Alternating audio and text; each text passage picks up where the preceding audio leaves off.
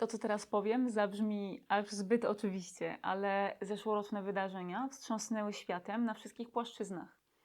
23 stycznia w Wuhan i innych miastach prowincji Hubei rozpoczął się lockdown i było to wydarzenie bezprecedensowe w historii zdrowia publicznego. Niedługo później dotknęło to ponad połowy światowej populacji i nikt, w tym także i firmy, nie był na to gotowy. Czy jest to jednak pierwsze takie wydarzenie od początku globalizacji i co zmieni się po pandemii? Nazywam się Adrianna Gaja, a dzisiaj spróbujemy odpowiedzieć sobie na pytanie, czy niedługo skończy się era Made in China. Zapraszam.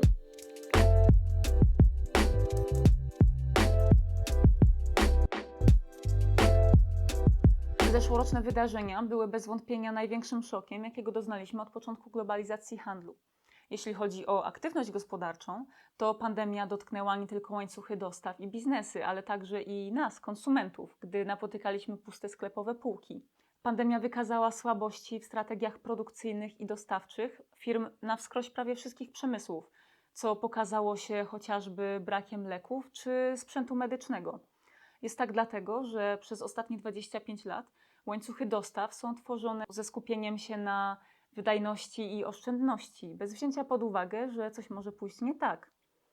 Zostały one uformowane w taki sposób, który nie pozwala im na szybką reakcję w razie kryzysu. Niektóre przemysły, takie jak elektronika, komputery czy ubrania, stały się 2 do 3 razy bardziej skoncentrowane niż 20 lat temu. Około 80% światowego handlu przepływa teraz przez kraje, które otrzymują niższą punktację za stabilność polityczną przyznawaną przez Bank Światowy.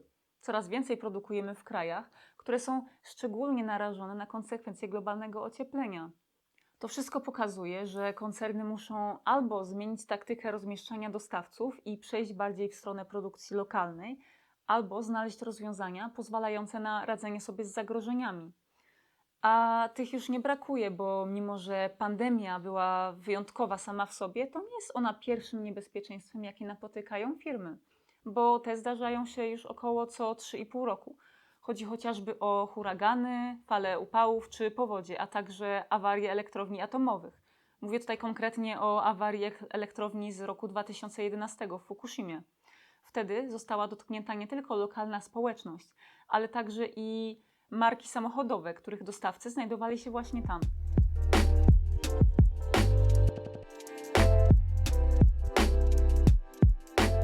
Chińska produkcja przemysłowa stanowi prawie 1/3 produkcji światowej. Dzięki rozwojowi ekonomicznemu od końca lat 70. w Chinach aż 850 milionów ludzi zostało odciągniętych od ubóstwa i kraj ten teraz jest drugą światową gospodarką. Jak to się dzieje, że produkujemy aż tyle w Chinach? Po pierwsze, koszta. Zwróćcie uwagę na to, że Chiny stosują dosyć nieczystą taktykę, która polega na sztucznym obniżaniu wartości własnej waluty. Powoduje to, że z jednej strony dobra eksportowane są o wiele tańsze, ale też przez to dobra importowane stają się o wiele droższe, czym Chińczycy płacą na własnej skórze. Po drugie, chodzi o specjalizację. Współczesne produkty wymagają wysokiej specjalizacji i dzisiaj marki sprzedające szczególne produkty tych kwalifikacji nie posiadają, więc adresują się do dostawców. Weźmy na przykład przemysł samochodowy, gdzie pojawia się coraz więcej elektroniki, na przykład ekranów dotykowych. Te części produkowane są właśnie albo w Chinach, albo w Korei Południowej. Takie układy, w których marki zwracają się do jednego specjalisty w dziedzinie, oferują im dostęp do najnowszych technologii, pozostawiając je jednak podatne na zagrożenia, takie jak właśnie zeszłoroczna pandemia, a już szczególnie, gdy dostawca ten jest umiejscowiony w jednym kraju, albo co gorsza, w jednej fabryce.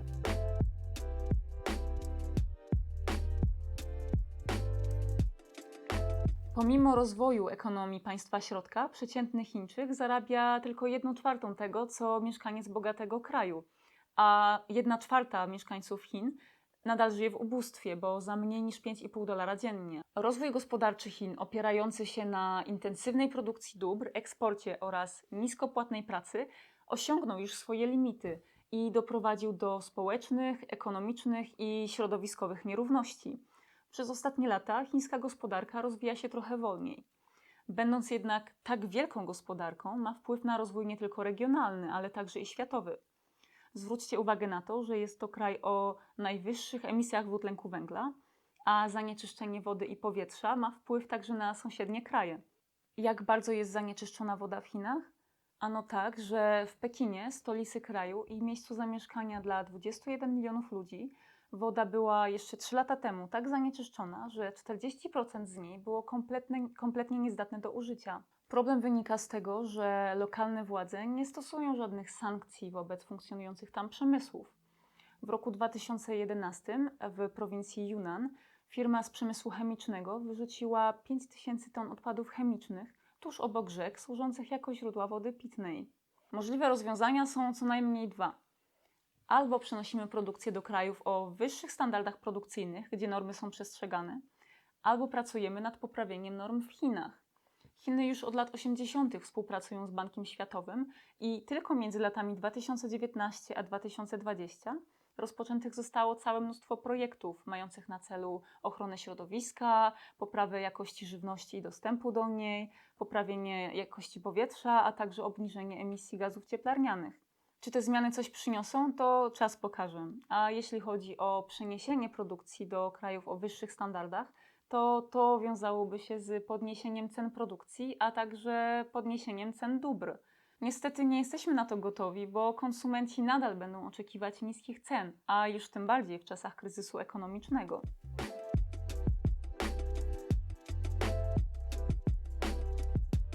Już przed pandemią, bo w roku 2019 niektóre firmy ogłosiły przeniesienie części produkcji do innych krajów. Niech Wam jednak nie przyjdzie do głowy, że chodziło o uczynienie produkcji bardziej lokalną, bo chodziło po prostu o przeniesienie produkcji do krajów, gdzie jest tańsza siła robocza. Zrobiła to na przykład firma Hasbro Toys. Wynikało to z woli obniżenia kosztów, chociażby przez to, że USA nałożyło uciążliwe opłaty za dobra importowane z Chin. Niektóre koncerny międzynarodowe, takie jak Apple, Google, Intel czy Sharp, zapowiedziały przeniesienie części produkcji do Wietnamu. Nie oznacza to jednak, że Chiny przestaną być światową gospodarką i światowym eksporterem dóbr. Wiele amerykańskich firm zarzeka się, że po pandemii nie przeniosą produkcji do innych krajów. W Pekinie i Szanghaju przeprowadzono ankietę mającą na celu zbadanie firm amerykańskich związanych ze zdrowiem, dobrami konsumenckimi, a także przemysłem technologii informacyjnych.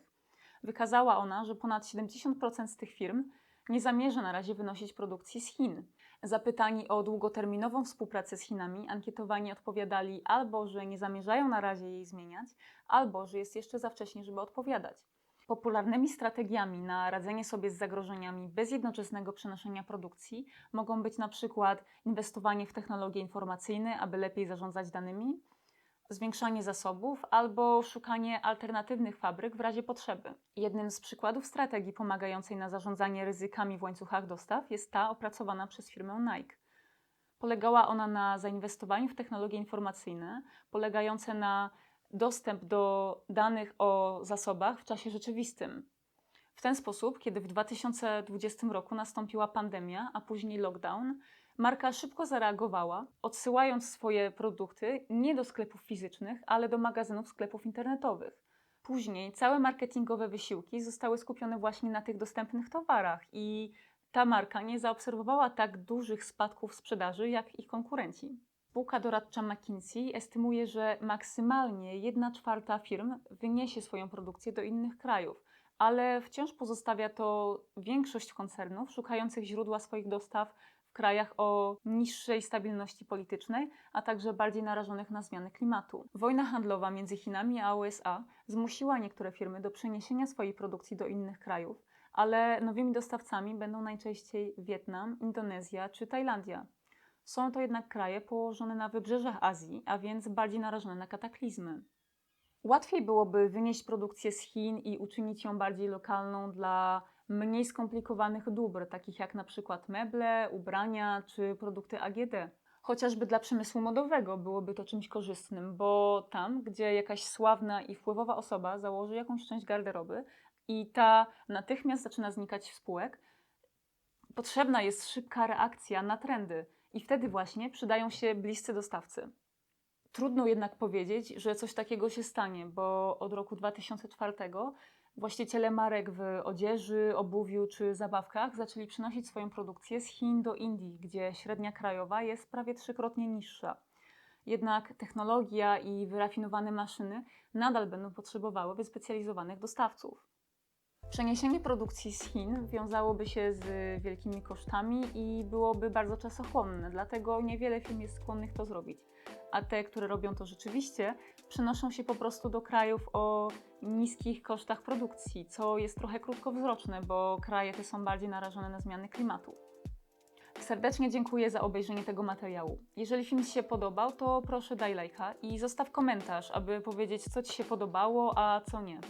Jeżeli nie należysz jeszcze do mojego skromnego grona subskrybentów, to gorąco zachęcam Cię do dołączenia do nich. Widzimy się następnym razem. Cześć!